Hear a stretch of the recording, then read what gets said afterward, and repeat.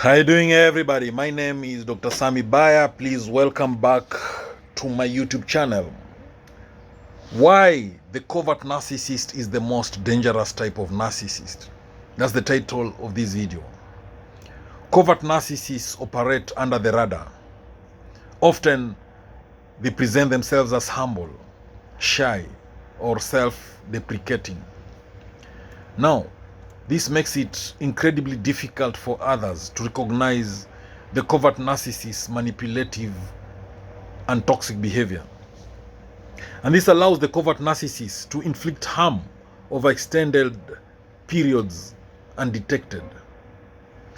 Unlike the overt narcissist who demands the spotlight, covert narcissists manipulate by positioning themselves as perpetual victims.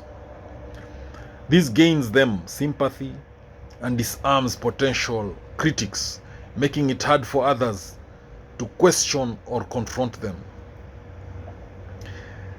Covert narcissists excel at using guilt, passive aggressiveness, and gaslighting to control others. Their manipulation is not explosive, but insidious, slowly eroding the confidence and self-worth of their targets without overt conflict. Covert narcissists respect no emotional or psychological boundaries. They subtly insert themselves into every aspect of their victims' lives, making it hard for people to maintain a sense of autonomy or personal space. Covert narcissists weaponize empathy. They prey on kind, empathetic individuals by mirroring their emotions and values. Once trust is built, the covert narcissists exploit that empathy to secure loyalty, resources, and emotional labor without reciprocating. The covert narcissists, they are highly strategic in their behavior. Their actions are calculated and deliberate. They plan their manipulations carefully, making them more methodical and dangerous than the impulsive overt narcissists. Covert narcissists have this chronic insecurity hidden behind a mask. Their grandiosity is hidden under layers of insecurity and self-pity, which they mask as humility. This confusing dichotomy causes others to second-guess themselves, doubting whether the narcissist is truly malicious or just misunderstood. Covert narcissists engage in long-term psychological warfare, subtly undermining their targets with underhanded comments, silent treatment, and manufactured crises that destabilize and confuse. Because the abuse is so covert, it often continues unchecked for years. The long-term exposure to this manipulation can lead to depression, anxiety, and complex post-traumatic stress disorder in their victims. Covert narcissists are highly charming and considerate when it suits their agenda.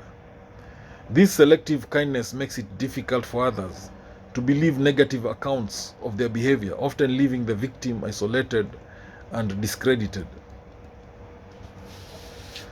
Gaslighting is the covert narcissist's go-to tactic.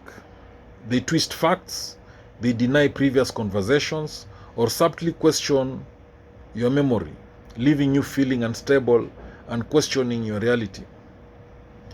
Covert narcissists drive wedges between their victims and others through rumors, subtle criticisms, or feigned concern. Over time, victims may find themselves increasingly isolated and dependent on the narcissist for validation and reality checks. Covert narcissists control others by pretending to care. For example, they might advise you not to take risks or pursue goals, claiming to protect you from failure, when in reality they are sabotaging your independence. Covert narcissists avoid direct confrontations that could expose them. Instead, they inflict emotional harm through backhanded compliments, guilt trips, or cold withdrawal, which makes them harder to hold accountable. Covert narcissists are skilled at recruiting others to defend them or attack their targets. These enablers often believe the covert narcissist is a kind, misunderstood person and serve to perpetuate the abuse. Covert narcissists frequently accuse others of the very behaviors they engage in, that is, lying, manipulating, or being selfish. This projection deflects attention and guilt, confusing their victims and muddying the emotional waters.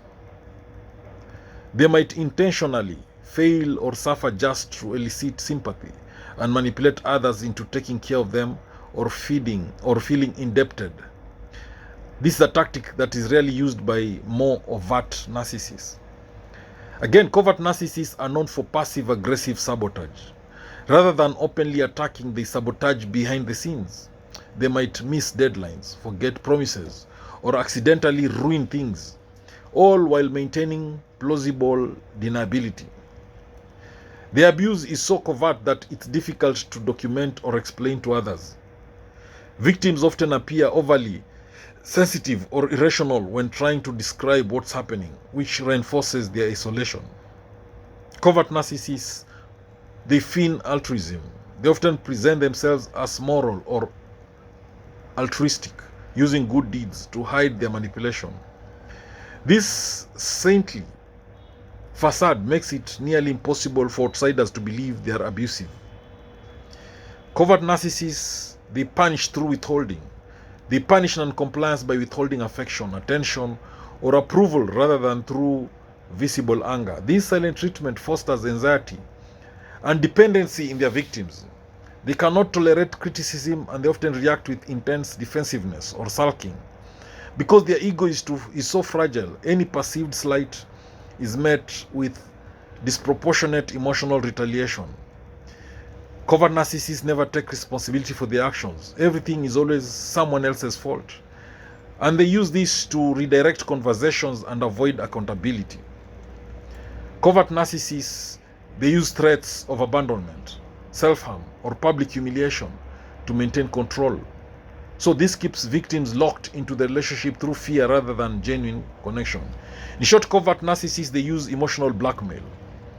And then covert narcissists also create dependency.